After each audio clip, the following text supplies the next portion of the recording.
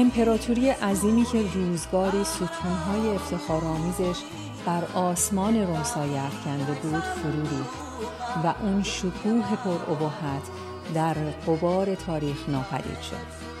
اما در خاکسترهای اون نیرویی دیگه سر برآورد، نیرویی به نام مذهب که اگرچه قدرتی نوین یافت و حکمرانی بر دلها و اندیشه ها رو در دست گرفت، اما نتونست مردم رو به رفاه و آسایش توی این دنیا برسونه. حاکمان جدید روم به جای ساختن جهانی مملو از آرامش و عدالت توی این سرزمین، وعده شیرین ولی دور از دسترس دادن، وعده سعادت و بهروزی در جهانی دیگه، در دنیایی که تنها بعد از گذر از سختی‌های این دنیا ممکن بود. اونها به مردم آموختند که خوشبختی رو نه در اینجا که در آن سوی مرگ بجویند، جایی که شاید آرزوهاشون هیچ وقت به حقیقت نپیونده.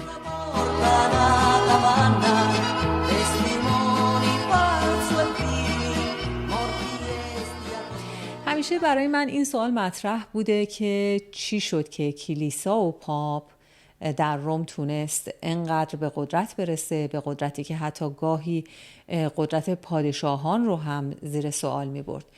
چطور شد که اونقدر اینها با نفوذ شدن که دستور به جنگ‌هایی دادن که نزدیک به 2 قرن طول کشید و جون 4 تا 6 میلیون انسان گرفته شد؟ تو این قسمت که قسمت 5 تاریخ روم هست میریم میبینیم چی شد که همچی شد. اگر 4 قسمت قبلی رو ندیدید همینجا متوقف شید و اونها رو ببینید و بعد برگردید اینجا با هم ادامه بدیم. هیمنه امپراتوری بزرگ روم فرو ریخت و به 2 بخش شرقی و غربی تقسیم شد. اونقدر وسیع شده بود که نمیتونستن کنترلش کنن. مرزهای گسترده، حملات مداوم از سمت قبایل بربر و مشکلات داخلی باعث شد که مدیریت یک پارچه امپراتوری به یک چالش بزرگ تبدیل بشه. سیستم تتراشی درست کردن، کار نکرد. دوباره تک امپراتوری کردن سیستم رو، بازم کار نکرد. تا اینکه توی سال 395 میلادی تئودوریوس، آخرین امپراتوری که بر تمام امپراتوری روم متحد حکومت میکرد، درگذشت. اون قبل از مرگش امپراتوری رو به 2 بخش شرقی و غربی بین 2 پسرش تقسیم کرد. آرکادیوس 18 ساله امپراتور بخش شرقی شد، رفت به کنستانتینوپل یا همون قسطنطنیه، استانبول، و اونجا حکومت کرد و هونوریوس 10-11 ساله امپراتور بخش غربی شد و در روم موند، یک امپراتور 10-11 ساله. برای اینکه درک بهتری از نحوه از هم پاشیده شدن امپراتوری روم متحد و بزرگ و بعدها امپراتوری روم غربی داشته باشیم، لازمه یه توضیح کوتاهی در مورد بربرها و اقوام اونها بدم. واژه بربر اصطلاحیه که در دوران باستان به ویژه توسط رومی‌ها و یونانی‌ها برای توصیف اقوام و مردمانی که خارج از قلمرو تمدن رومی و یونانی زندگی می‌کردند و به نظر اونها دارای فرهنگ و زبان متفاوت یا ناشناخته‌ای بودند به کار می‌رفت. این واژه ابتدا توسط یونانی‌ها استفاده می‌شد و به هر کسی که یونانی صحبت نمی‌کرد یا توی فرهنگ یونانی شرکت نمی‌کرد و مثلا مراسم اونها رو انجام نمیداد اطلاق می‌شد. در واقع این واژه از واژه یونانی بارباروس گرفته شده که به معنای کسیه که با زبان نامفهوم حرف میزنه. به نظر یونانی ها زبان های خارجی صدایی مثل باربار داشتن، مثلا انگار یکی میگفته باربار باربار.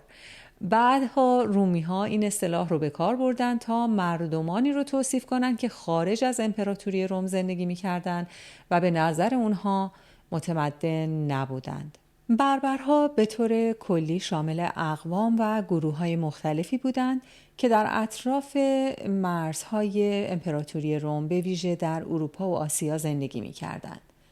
ژرمن‌ها ژرمن‌ها شامل قبایلی مانند گات‌ها بودند که گات‌ها خودشون دو دسته می‌شدند: ویزیگات‌ها و استروگات‌ها. ویزیگات‌ها به معنای گات‌های غربی بودند و عمدتاً در غرب اروپا به ویژه در بخش‌هایی از امپراتوری روم غربی ساکن شدند.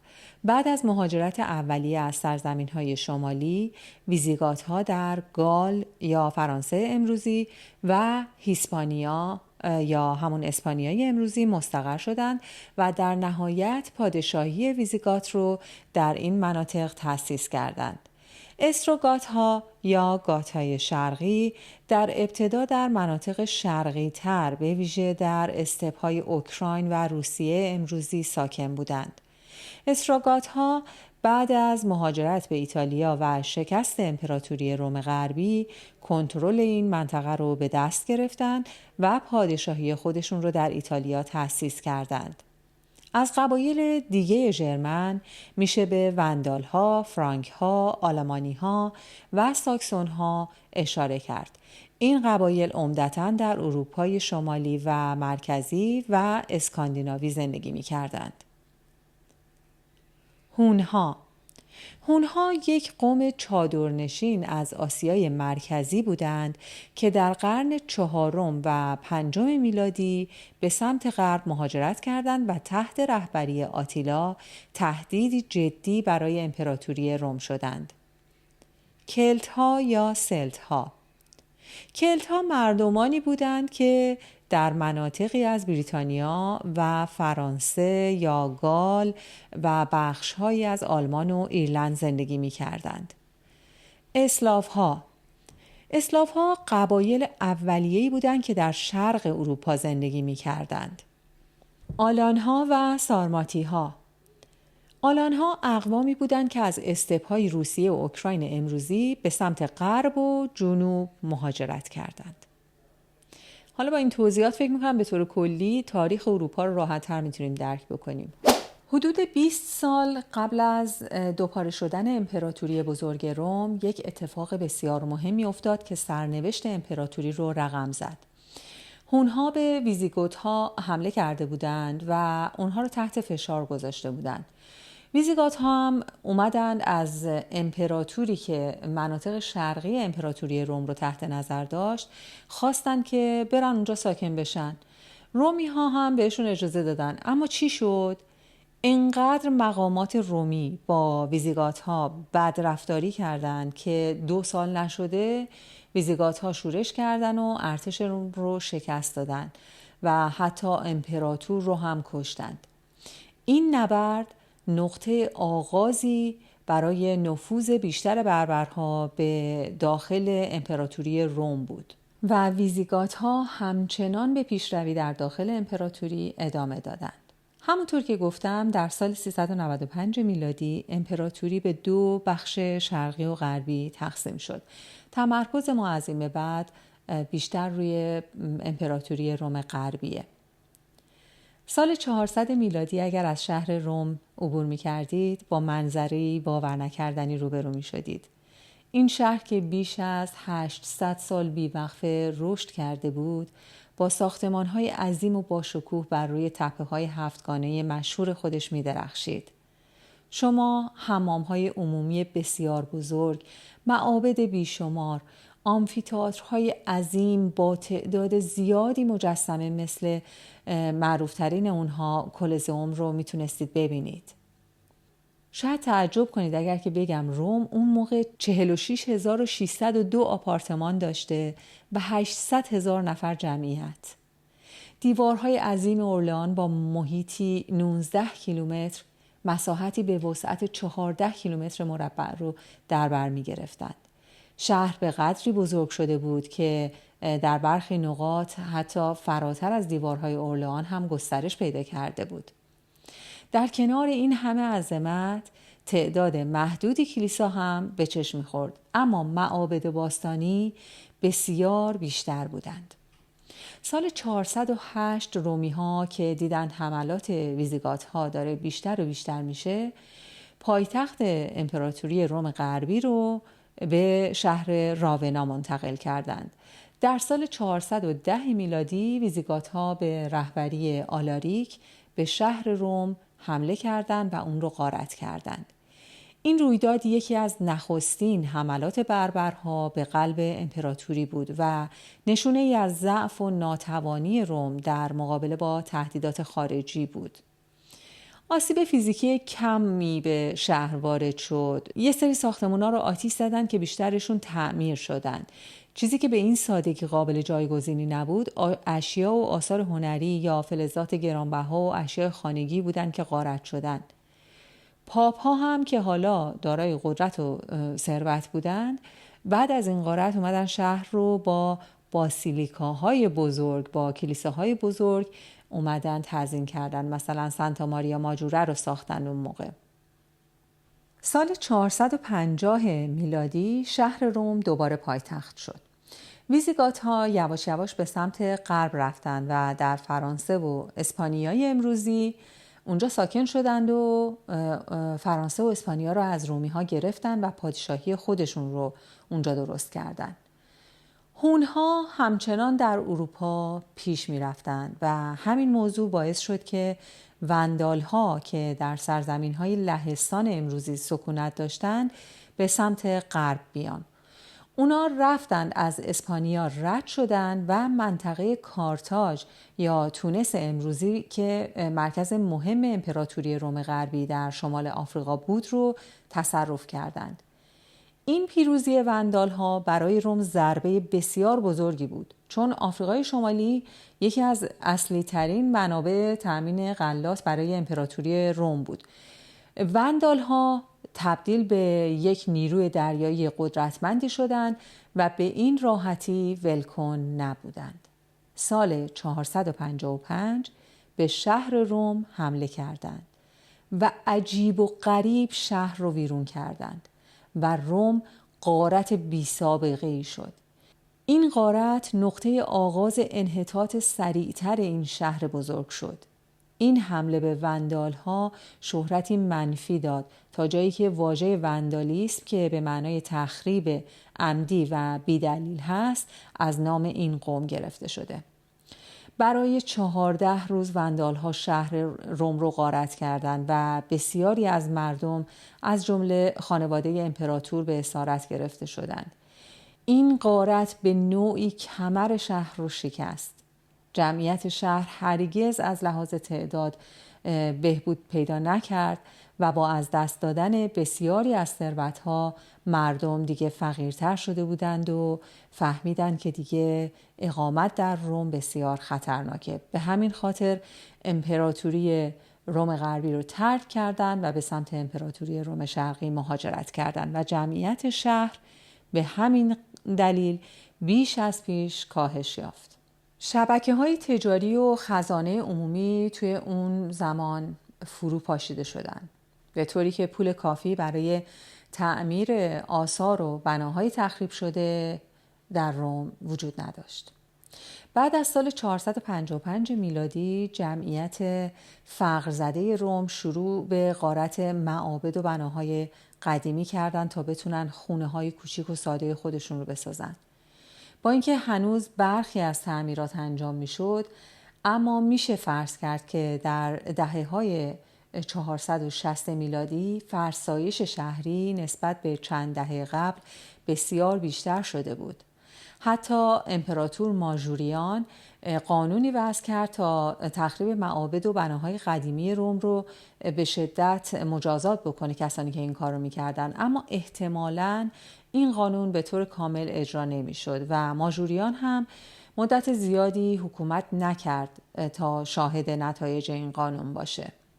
در قرن‌های سوم و چهارم به دلایل مختلف از جمله بیماری‌هایی مثل طاعون، جنگ‌های داخلی، کم شدن منابع غذایی و خدمات عمومی و بهداشتی و همینطور حملات بربرها و ناامنی‌ها جمعیت روم کاهش پیدا کرد و همین مسئله باعث شد که نیروی کار و همینطور نیروی نظامی هم کاهش پیدا بکنه.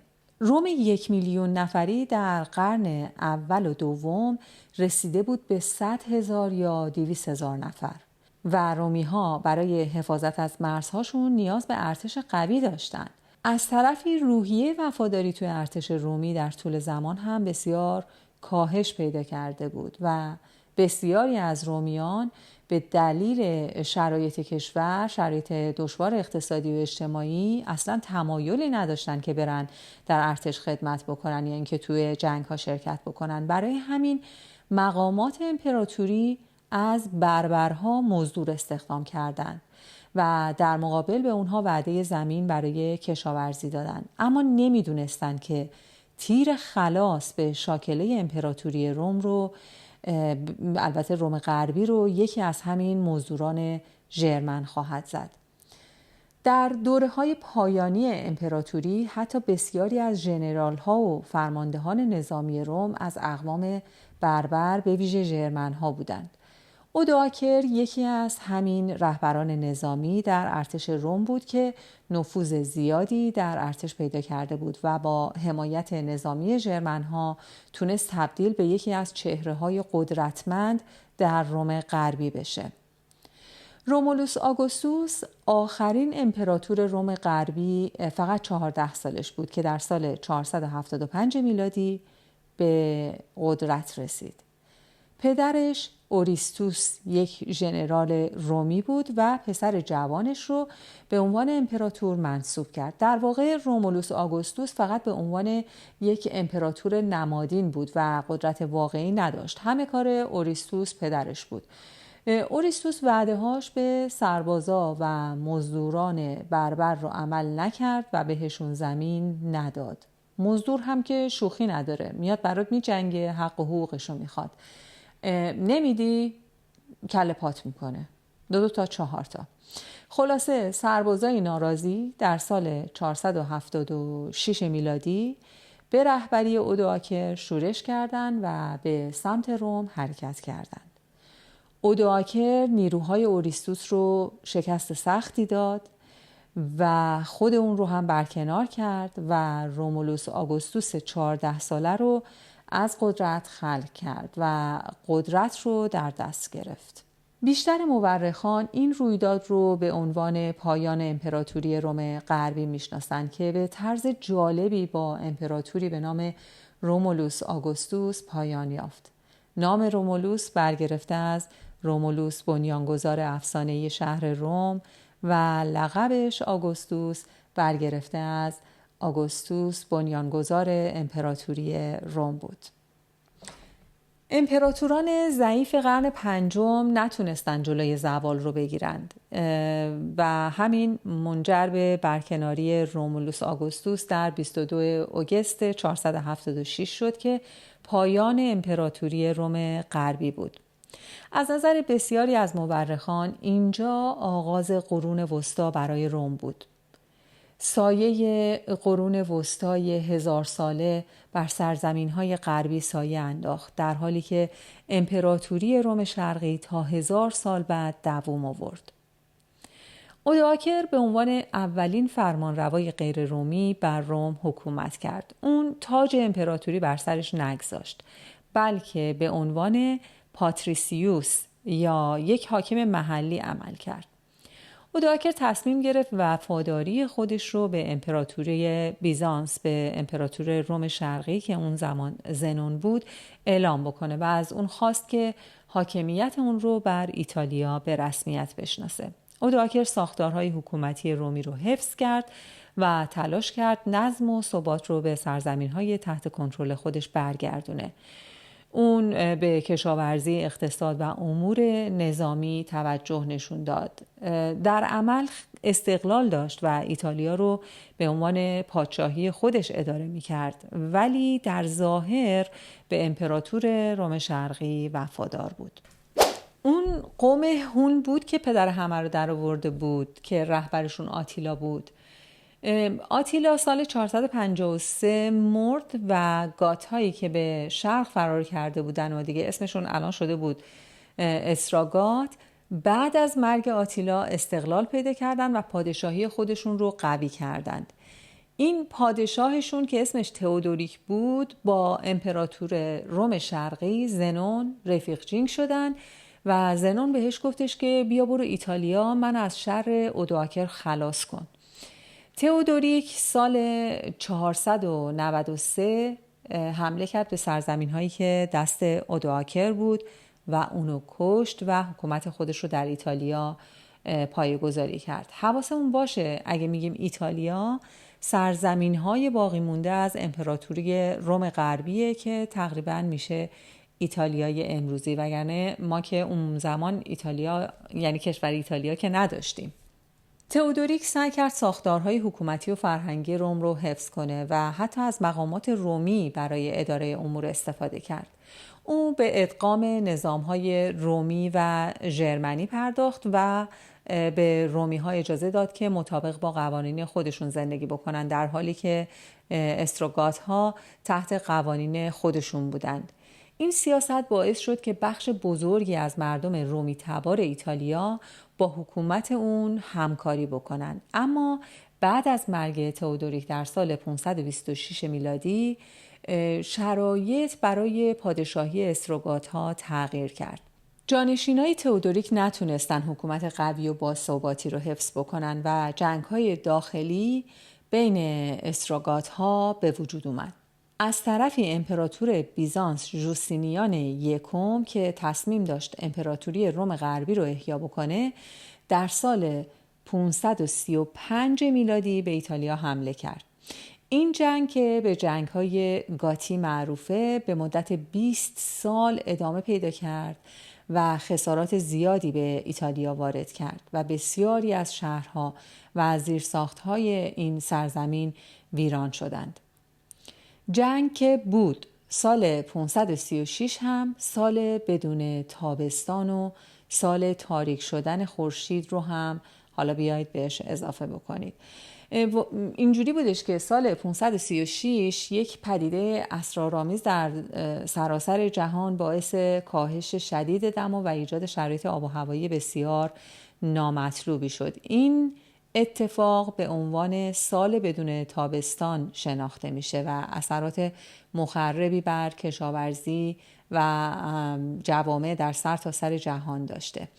دانشمندان معتقدند که علت این تغییرات آب و هوایی احتمالاً فوران یک یا چند آتشفشان بزرگ در مناطق دیگر دنیا، احتمالاً توی مناطق قطبی یا نواحی گرمسیری بوده که باعث انتشار حجم زیادی از خاکستر و ذرات معلق در جو شده و این ذرات معلق اومدن مانع رسیدن نور خورشید به سطح زمین شدن و دمای هوا در کل دنیا به طور محسوسی کاهش پیدا کرد.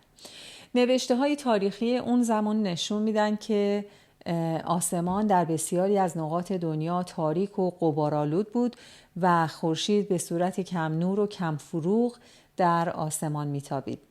محصولات کشاورزی از بین رفتند، قحطی و بیماری‌های گسترده بروز کرد و تاثیرات منفی زیادی بر جوامع وارد شد. روم و ایتالیا هم مستثنا نبودند. قحطی و بعد طاعون گریبان مردم رو گرفت.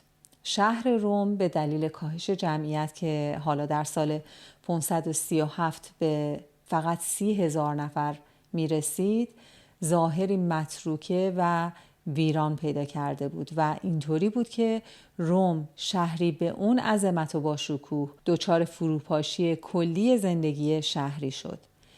جنگ‌های گاتی 20 سال طول کشید و سال 554 ایتالیا در کنترل امپراتوری روم شرقی که از این به بعد بهش میگیم بیزانس قرار گرفت.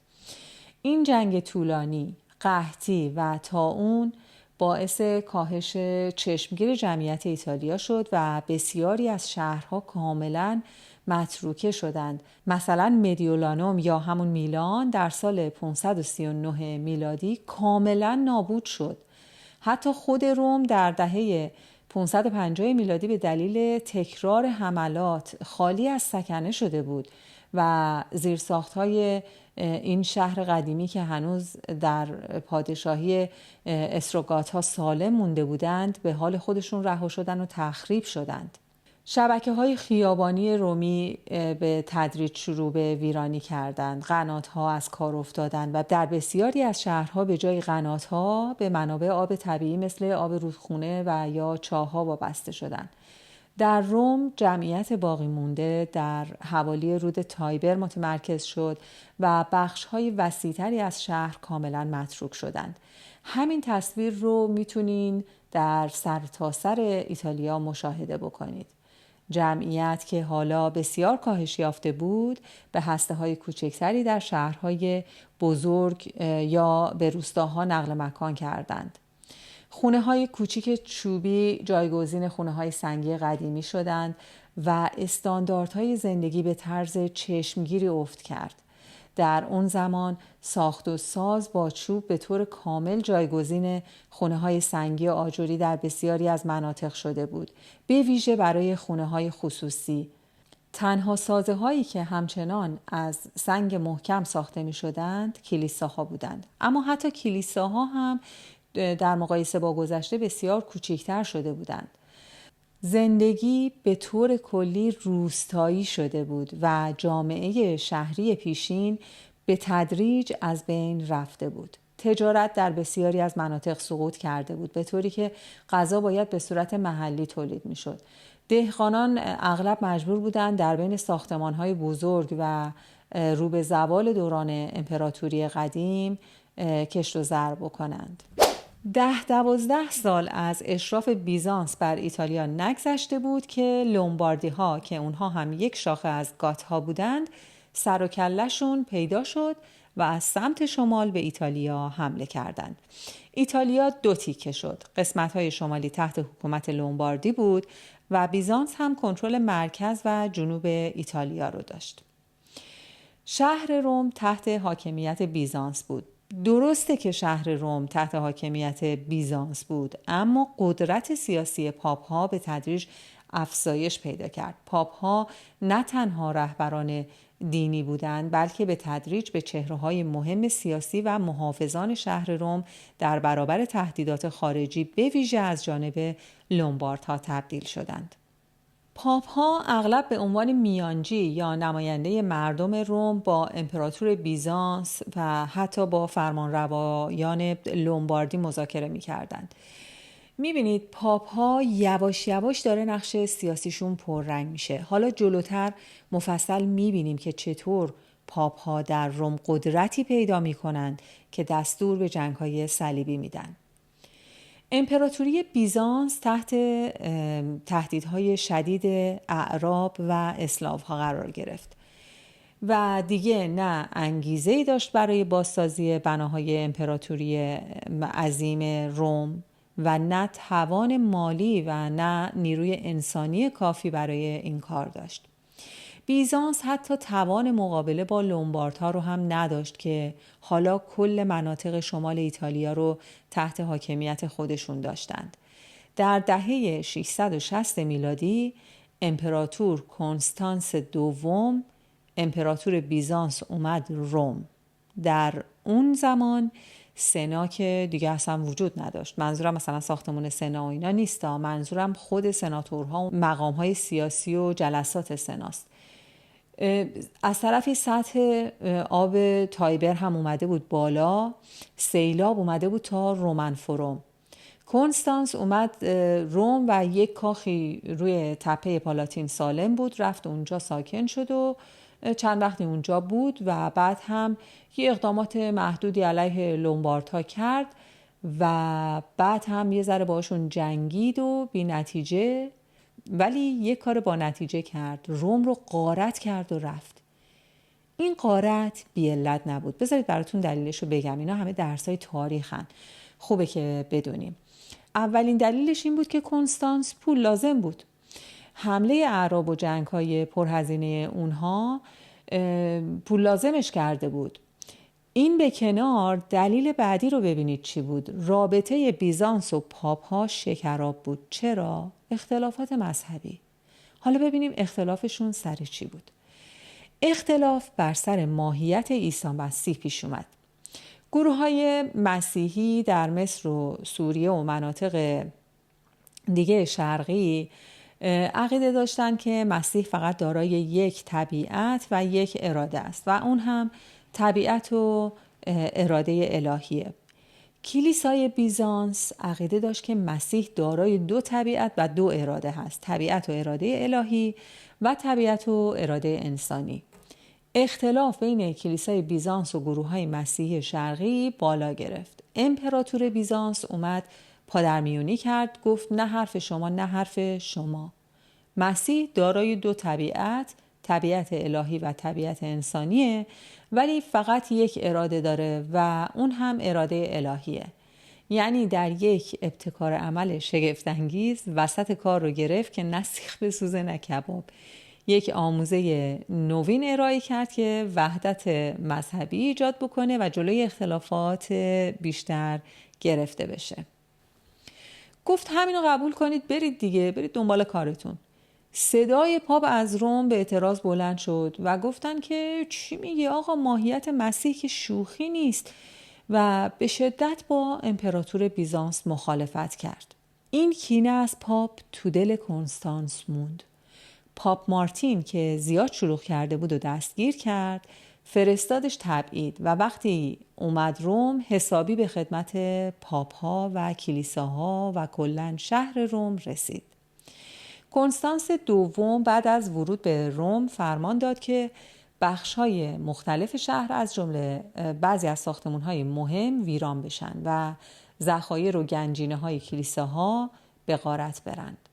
گفته میشه که اون حتی بخشی از تزیینات ساختمان‌ها و تزیینات برنزی کلیسای سنت پیتر رو هم برداشت و به شرق فرستاد. کنستانس بعد از این غارت عظیم روم رو ترک کرد و به سیسیل رفت، جایی که مدتی اونجا بود و در نهایت سال 668 میلادی در اونجا به قتل رسید.